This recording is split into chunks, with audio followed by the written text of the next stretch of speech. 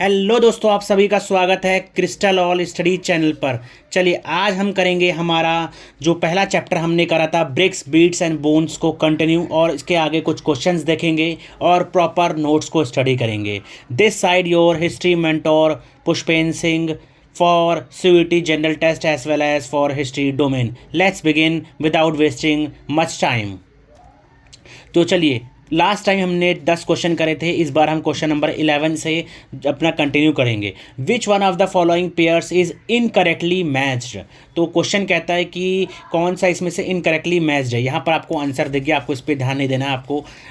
आपको देखिए क्या क्या आपको ये आता था या नहीं आता था, और then I will tell you कि ये कहाँ से सवाल पूछा जा रहा है, एनसीईआरटी से कहाँ से पूछा जा रहा है, कौन से नोट्स हैं। देखिए, सिटाडेल बिल्ट ऑन, इसमें से आपको बताना incorrect. Citadel built on high ground, that is right, तो ये तो इनकरेक्ट नहीं हो सकता, तो ये तो राइट ही है। House drains directly connected to street drains. Lower town some buildings were built on platforms, ये कहीं ना कहीं गलत है। क्या ये located in a courtyard surrounded by a corridor, that is also wrong. ठीक है, तो राइट आंसर इसका क्या हो जाएगा, house drains directly connected to the street drains, ये इसका राइट आंसर हो जाएगा। ये कहाँ से दिया गया है आपको, ये दिया गया है 3.1 से। ये डायरेक्टली मैंने आपको एनसीईआरटी की बुक का ही स्क्रीनशॉट डाला है। One of the most distinctive features of Harappan city was carefully planned drainage system. ठीक है, ड्रेनेज सिस्टम इनका बहुत अच्छा होता था। ये केयरफुली इसको बनाया गया था कि हाँ ग्रिड पैटर्न रहेगा, उसके बाद उसी ग्रिड पैटर्न में आपको पूरा ड्रेन सिस्टम एक बनाया जाएगा रोड्स के साइड बाय साइड। तो वो चीज़ें आपको बिल्कुल यहाँ पर दिख रही हैं। Intersecting at right angles, it seems that the streets with drains were laid out first and then houses built along them. If domestic waste water had to flow into the street drains, every house need to have at least one wall along a street. तो कहीं पर भी directly ये नहीं लिखा था कि वो डायरेक्टली उस तरह कनेक्टेड थे। ठीक है, ये आपको याद रखना है। चलिए नेक्स्ट क्वेश्चन, उससे पहले थोड़ा हम नोट्स देख लेते हैं ड्रेनेज सिस्टम पे। सबसे पहला one of the striking feature क्या था कि वेल ड्रेनेज सिस्टम था, वेल प्लान्ड ड्रेनेज सिस्टम था। और हर हाउस को कैसे कनेक्ट करा गया था, स्ट्रीट ड्रेन से कनेक्ट किया गया था, डायरेक्टली नहीं स्ट्रीट ड्रेन से कनेक्ट किया गया था। ठीक है, डायरेक्ट रोड से नहीं, स्ट्रीट ड्रेन से। देन थर्ड पॉइंट कहता है the drains were made up of mortar lime and gypsum. किससे बनाए गए थे ये सारे ड्रेन्स को, मोर्टार से, लाइम से और जिप्सम से।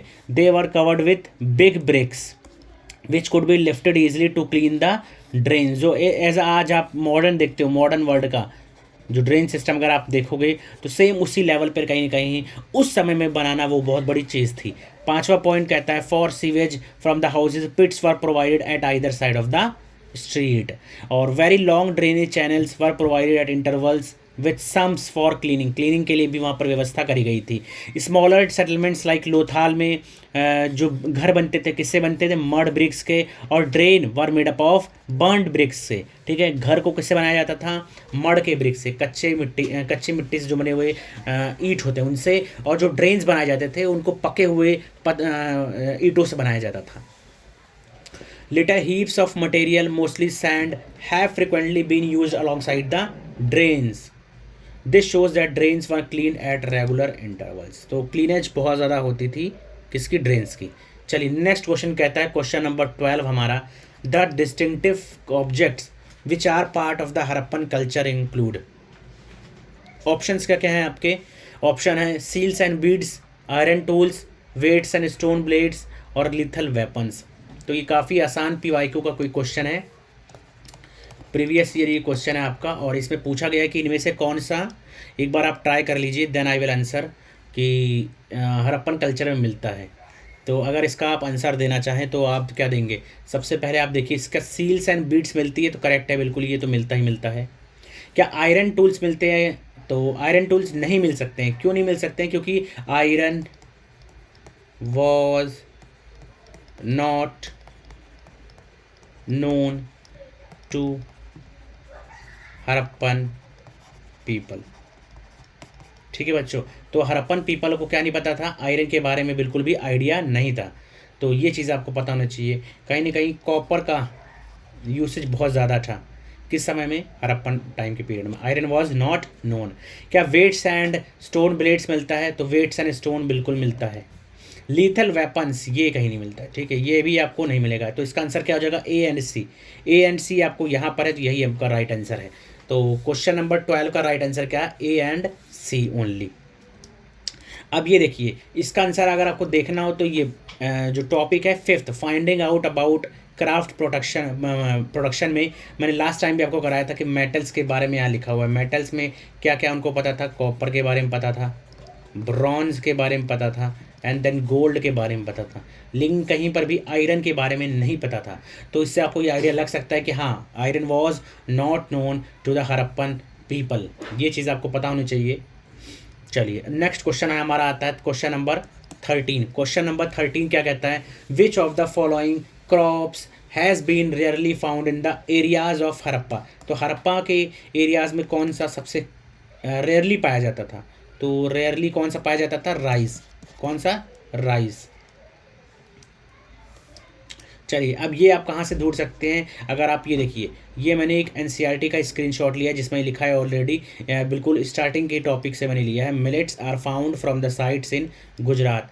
Finds of rice are relatively rare. Finds of rice are relatively rare. ये चीज़ आपको पता होना चाहिए, ठीक है। चलिए अब इसका एक नोट्स हम जो रिवीजन कर लेते हैं। टॉपिक है हमारा subsistence strategies of the people. Subsistence strategies of the people. सबसे पहले क्या करते थे ये लोग? हंटिंग करते थे। Hunting was prevalent. दूसरा, गैदरिंग तो करेंगे ही करेंगे क्योंकि फूड वगैरह हो गया, कुछ भी हो गया। कल्टिवेशन आपको दिखेगा, पेस्टोरलिज्म दिखेगा, ठीक है, और उसको डिस्ट्रीब्यूट करना। Then they also relied on many plants and animals, like for fishing हो गया, एग्रीकल्चर के लिए तो उस पर डिपेंड करते थे। और आपको बहुत सारे ऐसे एविडेंस ऑफ द बोन से मिलते हैं कि हाँ, दे ऑल्सो कंज्यूम्ड मीट। तो मीट का सेवन हड़प्पा के लोग करते थे। Terracotta models of oxen, plough etcetera show that people relied on agriculture too. Different types of food were available to the people. Food products और एनिमल प्रोडक्ट्स में कहीं ना कहीं उसमें फ़िश भी मिलता है, ठीक है, फ़िश भी ये कंज्यूम करते थे। आर्कियोलॉजिस्ट ने जो ग्रेन पाए हैं उसमें ग्रेन्स में कौन कौन सा? वीट है, बार्ले है, लेंटिल्स है, चिकन पी एंड सीसैम। ये सारे बहुत ज़्यादा अमाउंट में मिलते थे। मिलेट्स कहाँ मिला है आपको? गुजरात में। In Gujarat millets have been found. और रेयरली, और rice was found rarely. Rice बहुत कम मिलता है। तो यहीं से आप इसका आंसर दे सकते थे। अगर आपने ये टॉपिक अच्छे से कवर किया होगा तो ये आप वेरी इजीली क्वेश्चन दे सकते थे इसका answer.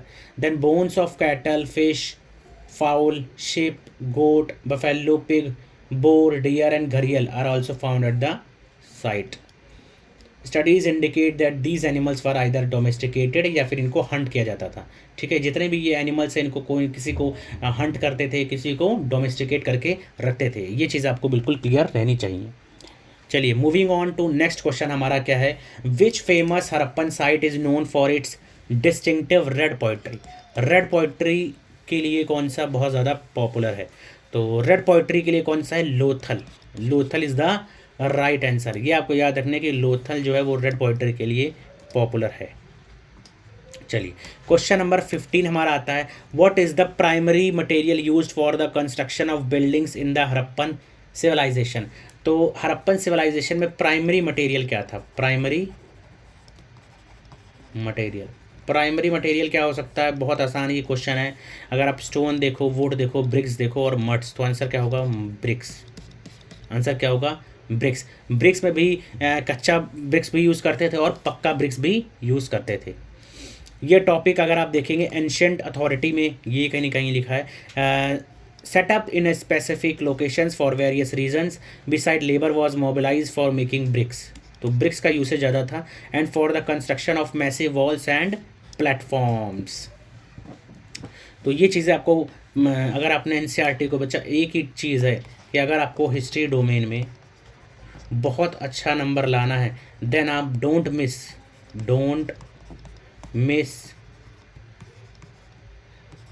Anything from NCERT. NCERT का आपको बच्चा बेस बना के चलना है हर हालत में। तो चलिए इसको हम एक बार रिवीजन कर लेते हैं। एंशिएंट अथॉरिटी में हमारे 6 पॉइंट कौन कौन से हैं? सबसे पहला, यहाँ पर ये माना जाता था कि जो डिफरेंट आर्ग्यूमेंट्स रही हैं कि एंशिएंट जो ये हरप्पन सिविलाइजेशन था इसको कैसे, इसका एडमिनिस्ट्रेशन कैसे था? क्या इसका एडमिनिस्ट्रेशन सेंट्रल एडमिनिस्ट्रेशन था?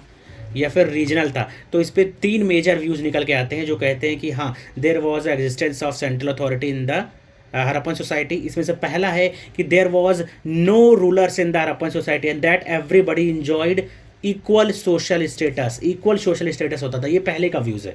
दूसरे का मानना क्या है बेटा, दूसरा ओपिनियन ये कहता है कि नहीं, there was not a single ruler but बहुत सारे रूलर्स थे, ठीक है। There were several rulers like Mohenjodaro had a separate ruler, Harappa had separate and so on. इस तरह के सबके पास अलग अलग रूलर्स होते थे। एंड तीसरा जो कि कहता है कि there was a single state, this theory was based on the similarity of, क्या था कि वहाँ पर आर्टिफैक्ट्स हैं, प्लान्ड सेटलमेंट्स मिलती हैं, तो इस पर बेसिस पर उन्होंने तीसरा वाला कहता है कि वहाँ पर सिर्फ और सिर्फ एक ही स्टेट था। द लास्ट ओपिनियन, अब देखो क्या निकल के आता है, the last opinion considers being more plausible as it is doubtful that such complex decisions were made and implemented collectively by entire community. तो कहीं ना कहीं अगर जैसा आप देखोगे इतना प्लान्ड था, ये चीज़ें थी, तो इनमें से ही आपको ये ज़रूर लगेगा कि हाँ, जो थर्ड ओपिनियन है वो ज़्यादा बेटर ओपिनियन लग रहा है। तो चलिए बच्चों, अब आगे मूव ऑन करते हैं। ये हमने पढ़ लिया यहाँ पर। और अब हमारा 16th क्वेश्चन क्या कहता है, what led to the eventual decline of the Harappan civilisation. Decline के पीछे क्या रीज़न रहा, तो बेटा invasion of by the Aryan से भी माना जाता है, नेचुरल डिजास्टर से भी माना जाता है, और इंटरनल कॉन्फ्लिक्ट्स ये भी माना जाता है। तो इसका आंसर हो जाएगा ऑल ऑफ द अबव। चलिए इस पे मैं आपको नोट्स जो करा देता हूँ। Several explanations for the decline of Harappan civilisation. पहला रीज़न ये हो सकता है क्लाइमेट चेंज, दूसरा डिफॉरेस्टेशन। ये प्रॉपर एनसीईआरटी के ही नोट्स हैं बेटा, आप इसको आंसर कर सकते हो। अगर आप राइट नाउ अभी क्लास 12 में भी हो तो भी ये आपके लिए बहुत ज़्यादा हेल्पफुल रहने वाला है। एक्सेसिव फ्लड्स हो गया, overuse of the landscape हो गया, the shifting and the drying up of rivers हो गया, invasion most probably by the Aryans हो गया, और Harappan state might have ended because there were evidences of absence of the distinctive art like facts, seals हो गया, poetry हो गया। तो ये सारी चीज़ें हो गई यहाँ पर, ठीक है। ये हो गया आज का हमारा बेटा 6 क्वेश्चंस, और उसके बाद मैंने आपको पूरा नोट्स कराया।